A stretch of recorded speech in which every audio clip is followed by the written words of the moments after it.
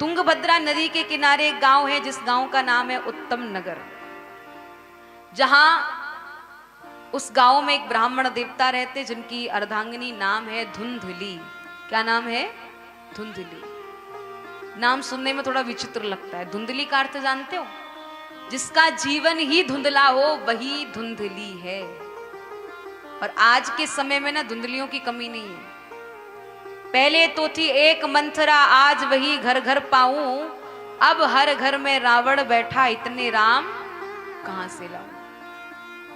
दूसरा भाव, माताओं को थोड़ा समझना चाहिए, सोचना चाहिए। अपने घर में हर किसी को प्रवेश नहीं देना चाहिए, क्योंकि कब किस रूप में आए और आपकी मति को मंथरा की तरह भ्रमित कर जाए आपको पता भी नहीं चलेगा।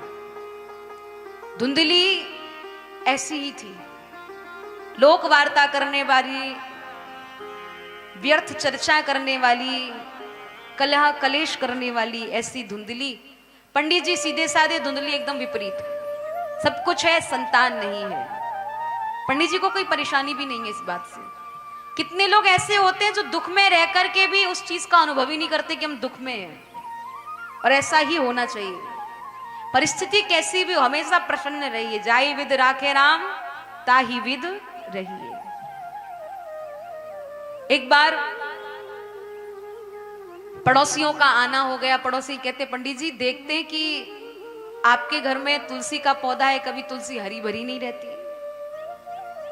उसके अलावा आपके यहाँ गाय भी है, वो भी बांझ है। आपके यहाँ कोई संतान भी नहीं है, ना पुत्र है ना पुत्री है। इसका मतलब यही है कि आपके पितृ आपसे नाराज हैं। जैसे ही सुना कि पितृ आपसे नाराज हैं, तत्काल आत्मदेव जी के मन में आया, बोले मुझे नहीं पता था कि संतान नहीं होती तो पितृ नाराज होते हैं। पड़ोसी बोले जिनके यहाँ पुत्र नहीं होता है ना, उनके हाथ का तो पानी पीने का भी धर्म नहीं होता है। संतान नहीं होते, उनके हाथ का तो पानी पीने का भी धर्म नहीं होता है। आत्मदेव जी तत्काल अन्न जल त्याग करके वन में गए। 3 दिन तपस्या करी। तीसरे दिन प्यास लगती है, जल पीने के लिए कुएं के पास गए हैं। जैसे ही कुएं के पास पहुंचे, वचन याद आ जाता है, मैंने तो अंजलि त्याग दिया है, कैसे पीऊं जल। फिर याद आता है, बोले पुत्र मिलेगा नहीं, मर ही जाता हूं। जैसे ही कुएं में गिरने को होते हैं, एक महात्मा आते, रुको रुको क्या करने जा रहे हो? बोले आत्महत्या। क्यों? बोले पुत्र नहीं है इसलिए। महात्मा जी ने कहा पुत्र नहीं है तो मरोगे क्या? अरे जिसका कोई नहीं इस जग में, उसका मीत का नहीं आया। पुत्र नहीं है, भगवान को अपना पुत्र समझ लो, उन्हीं को अपना पुत्र मान लो। बोले नहीं, मुझे पुत्र चाहिए।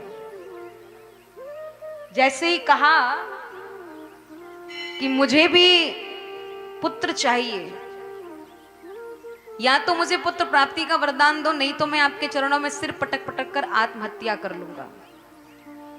जैसे ही महात्मा जी ने देखा कि बहुत ज्यादा व्यथित है, परेशान है, तत्काल झोली से फल निकाला, निकाल करके दिया। बोले अपनी पत्नी को खिला देना, तुम्हारे यहाँ पुत्र हो जाएगा।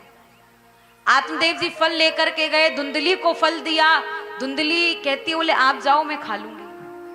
पंडित जी बोले वाले चले गए। धुंधली फल लेके बैठी है, फल खाऊं या नहीं खाऊं, खाऊं या नहीं खाऊं।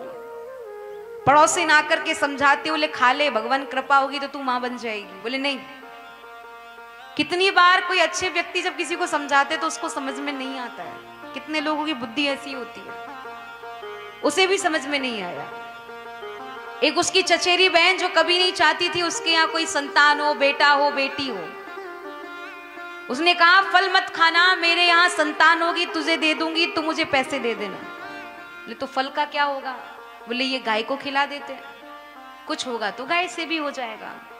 गौ माता को बहुत साधारण समझ रही है, पर गौ माता साधारण थोड़ी है। गौ माता तो सर्वदेवमयी गौ माता, जिसके हर एक अंग अंग में 33 कोटि देवी देवता निवास कर रहे हैं। जहां सारे देवी देवता गौ माता के अंग में विद्यमान है। ऐसी गौ माता जो सदैव पूजनीय है, वंदनीय है।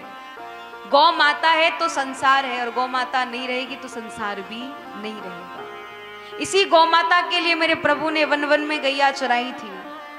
प्रभु को केवल गौ माता की सेवा करनी थी, इसीलिए मेरे गोविंद ब्रज में अवतार लिए थे केवल गौ के लिए, इसलिए उनका नाम गोपाल पड़ा है। जो गौ को पाले वही गोपाल। गौ गोपाल भगवान की जय। और ये कथा भी गौ माता की सेवा के लिए ही हो रही है। गौ माता के सुंदर सुंदर प्रकल्प इस कथा से जुड़े हुए हैं।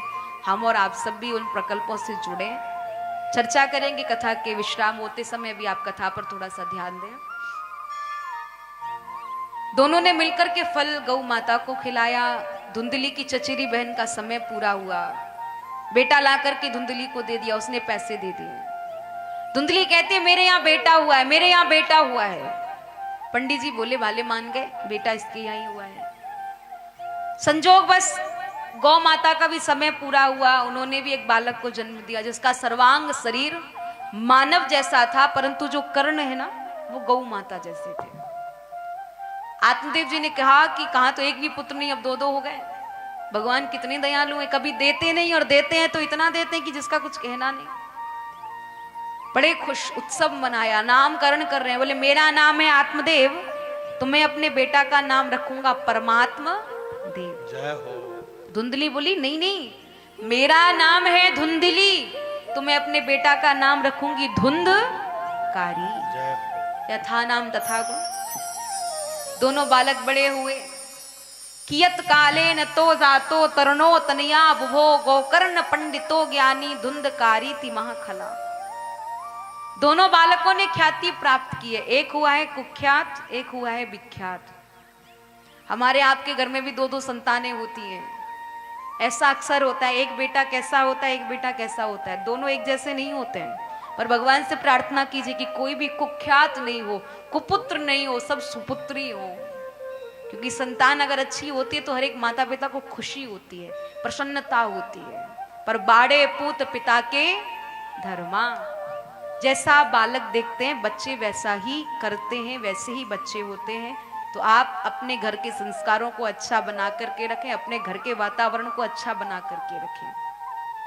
कहने का भाव, दोनों बालक बड़े होते हैं, धुंधकारी बच्चों के साथ खेलने जाए, किसी का सर फोड़ दे, किसी का हाथ तोड़ दे, किसी का पैर तोड़ दे, और लोग उससे डरने लगे। जिस रास्ते से वो निकलता था ना, लोग अपने आप द्वारों को बंद करके छिप जाते थे। गोकर्ण जी जिस रास्ते से निकलते थे, लोग स्वागत में लग जाते थे कि संत आ रहा है तो दोनों भाई भाई उसी घर में रह रहे हैं, पर दोनों के विचार कितने विपरीत हैं। वास्तविकता यह है कि वो धुंधली का पुत्र नहीं है, क्योंकि वो उसकी चचेरी बहन का पुत्र है। और माता पिता के अंश बच्चों में जरूर आते हैं। धुंधकारी ताश पत्ते खेलने लगा, जुआरी हो गया, मांस मदिरा भक्षण करने लगा। एक दिन आत्मदेव जी ने चिल्ला दिया, मूर्ख दुष्ट, तूने मेरे भगवान के मंदिर को नरक का अड्डा बना दिया। जिस घर में भगवान के पुष्प पड़े रहते थे, जिस घर में भगवत चर्चा होती थी, जिस घर में भगवत प्रसाद वितरण होता था, आज वहां मदिरा की बोतलें पड़ी हैं, मांस के टुकड़े पड़े हैं। या तो तू समझ जा, नहीं तो मैं तुझे छोड़ूंगा नहीं। धुंधकारी कहता है बुड्ढे बहुत बोलने लगा है, एक डंडा मार करके सर फोड़ डालूंगा, थोड़ा कम बोला कर। सुन करके आत्मदेव जी को बड़ा दुख हुआ। बोले महात्मा जी ठीक ही कहते थे, बेटा नहीं है तो आशा छोड़ दो, क्योंकि पुत्र अगर कुपुत्र हो जाएगा तो तुम्हें बहुत रुलाएगा। मेरे साथ तो आज वही हो रहा है और ये सच्चाई है। पुत्र नहीं होगा, कुछ महीने रोगे कि भाग्य में नहीं था। पुत्र होकर के कुपुत्र हो जाएगा, कुछ वर्ष नहीं, हमको फिर जीवन भर ही वो रुलाता रहेगा। इसलिए ठाकुर जी ने जो भी दिया, जैसा दिया, भगवत प्रसाद मान करके उसे रखिए। जो नहीं है उसकी कभी कल्पना मत कीजिए, जो है उसमें प्रसन्न रहिए। ठाकुर जी से यही प्रार्थना कीजिए, जेई विद होई नाथ हित मोरा, करो सो बेग दास में थोड़ा। जिसमें मेरा हित हो आप सिर्फ वही कीजिए।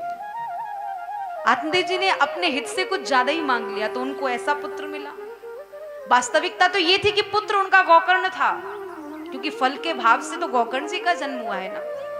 पर धुंधली ने अपना पुत्र तो उस धुंधकारी को ही बना लिया। धीरे धीरे धीरे धीरे इस बात को सुनकर के ना आत्मदेव जी का मन बड़ा व्यथित होने लगा। गोकर्ण जी ने आत्मदेव जी को समझाया, कश्य माता पिता कश्य कश्य भार्या सहोदरा अर्थ कालेन संबंध काकश्य परिवेदना। यहाँ कोई किसी का नहीं है, मैं नहीं मेरा नहीं, ये तन किसी का है दिया। हम जिससे ज्यादा आशा करते हैं ना, हमें व्यक्ति वही सबसे ज्यादा रुलाता है। इसलिए आशा ज्यादा करनी नहीं चाहिए। सुर नर मुनि सबकी यह रीति, स्वार्थ लाग करें सब प्रीति। संसार बड़ा स्वार्थी है। तत्काल आत्मदेव जी परिवार को त्याग करके वन में गए हैं। गोकर्ण जी तीर्थ यात्रा करने गए हैं और धुंधली अंधे कुएं में गिर करके आत्महत्या कर ली थी। धुंधकारी घर में अकेला 5 वैश्याओं को ला करके रखने लगा। वैश्यागामी हो गया है महाराज, चोरी करता है, डाकू कहलाने लगा। वैश्याएं कहती हैं अगर ये किसी दिन पकड़ा गया तो हम भी पकड़ी जाएंगे। कुछ ऐसा करें कि ये पकड़ा जाए तो हम ना पकड़े जाएं और धन भी हमें मिल जाए। सोते हुए धुंधकारी के मुंह में जलती अंगार डाल करके धुंधकारी को मारा।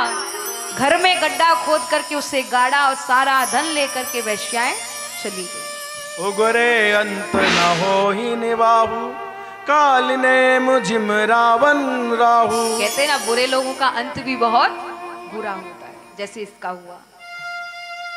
गोकर्ण जी को अवगत हुआ, माता पिता भाई तीनों नहीं रहे, गया जी में जाके पिंड तर्पण किए हैं। उनकी आत्मा को शांति मिले इसलिए हम और आप सब भी जाते हैं ना अपने पितरों के लिए गया जी तर्पण पिंड आदि दान करने के लिए। गए, तर्पण किया, लौट करके गांव में आए हैं, घर में विश्राम कर रहे हैं। कभी कोई भैंसे के रूप में आता है, कभी कोई बकरी के रूप में आता है।